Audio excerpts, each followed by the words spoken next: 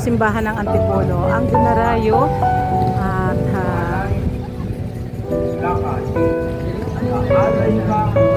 milagrosong patron ng Our Lady of Peace and Good Voyage.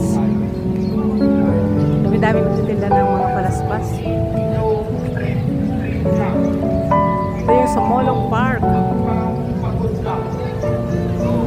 Ito yung sa harap ng simbahan ay pa-cross na kalsada. At dito mo lang yan makikita sa simbahan ng Antipolo o sa bayan ng Antipolo.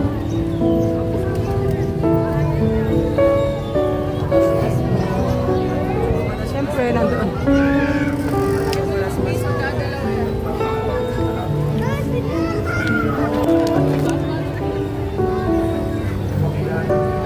Maraming paninda, iba't ibang klaseng paninda.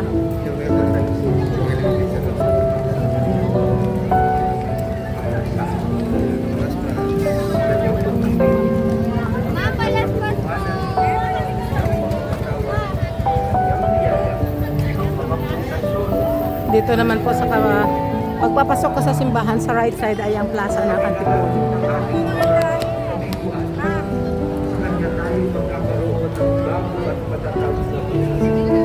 Ang mga palaspas ay nagpapaalaala rin sa atin ito. Kaya dalhin mo ang mga palaspas sa inyong tahanan ngayon at panatilihin mo ang mga ito. Ang mga ito ay nagpapaalaala sa atin, hindi lamang ng pagiging pabago-bago ng tao noon at ngayon, hindi lamang ng ating sariling mga kasalanan at kabiguan, kundi ng matagumpay at mapanligtas na pag-ibig ni Kristo na siyang tanging makapagpapalakas sa Ipinagdiriwang ng simbahan ang mga liturhiya ngayong Semana Santa. Kagaya ngayon may tipid tayo ng palaspas, hindi lamang para ipaalaala sa amin ang ating mga kasalanan. Oo, kasalanan tayo. Oo, nakasakit tayo. Subalit, hindi lamang ito ang ipinapaalala sa atin ng palaspas, kundi iniiyak din sa atin ito na bawat isa sa atin na mahal tayo ng Diyos. Gagawin niya ang lahat, unang ialay ang kanyang buhay sa krus upang ma-realize natin na tayo ay mahal ngayong mahal na ako. Tayo ay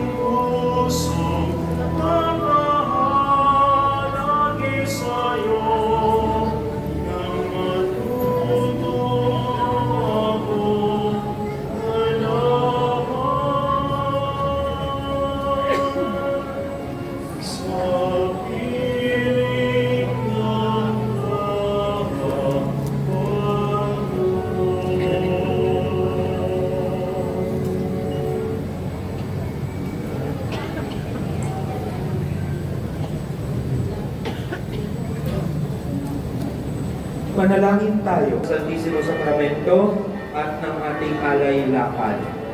Biyernes Santo, umaga, may kumpisalan. Alas 12 ng tanghali, 7 palabras. Alas 3 ng hapon, Veneration of the Cross. Susundan ng prosesyon ng pagdilibing ng alas 6 ng gabi.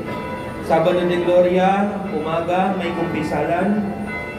Sa gabi, alas 8 ng gabi, ang Easter Vigil. At manalangin tayo. Ama naming makapangyarihan, ang mga palaspas na ito ay iyong pagpalain at pabanalin upang sa masaya naming pagbubunyi sa Mesiyas na aming hari, siya'y aming masundan at sa pamamagitan niya ay aming sapitin ang hindi magmamaliw na lungsod ng Jerusalem na kanyang pinagaharian. Kasama mo at ng Espiritu Santo, magpa sa walang hanggan. Amen. Sa labas po, babasbasan ng holy water ang ating mga palaspas. Sumainyo ang Panginoon. Pagpalain kayong lahat at ang inyong buong pamilya ng ating mga pangyarihang Diyos, Ama at Anak at